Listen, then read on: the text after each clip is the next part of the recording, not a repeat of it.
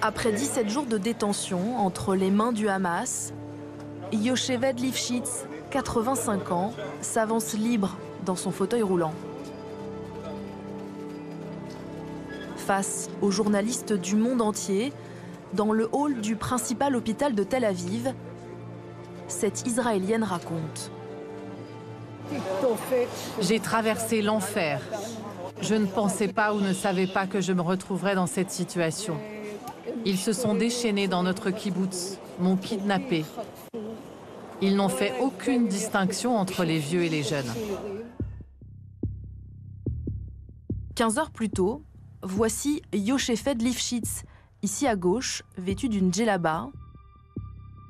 Avec elle, Norit Cooper, 79 ans, une autre otage.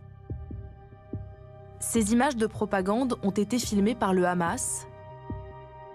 Dans cette mise en scène, l'organisation terroriste tient à montrer qu'elle prend soin des otages.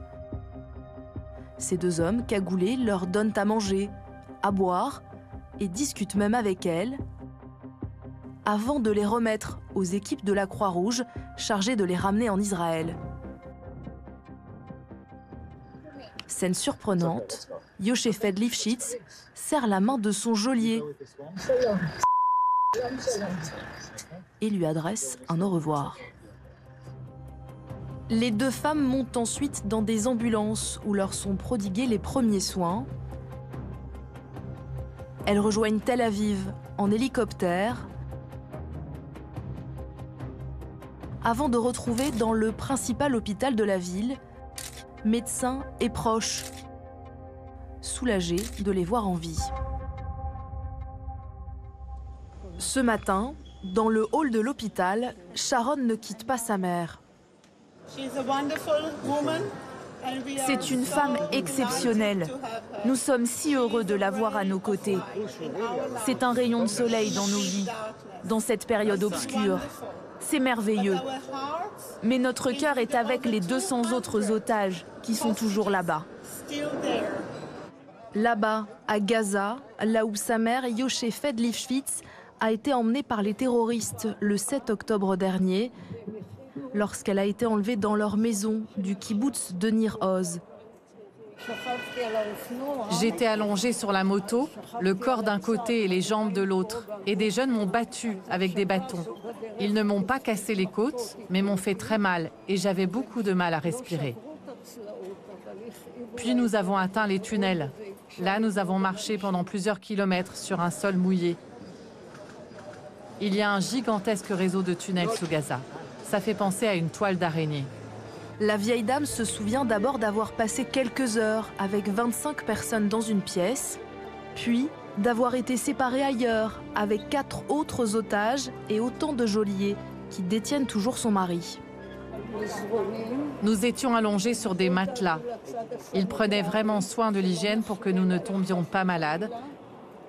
Et un médecin venait tous les 2 ou 3 jours pour voir comment nous allions.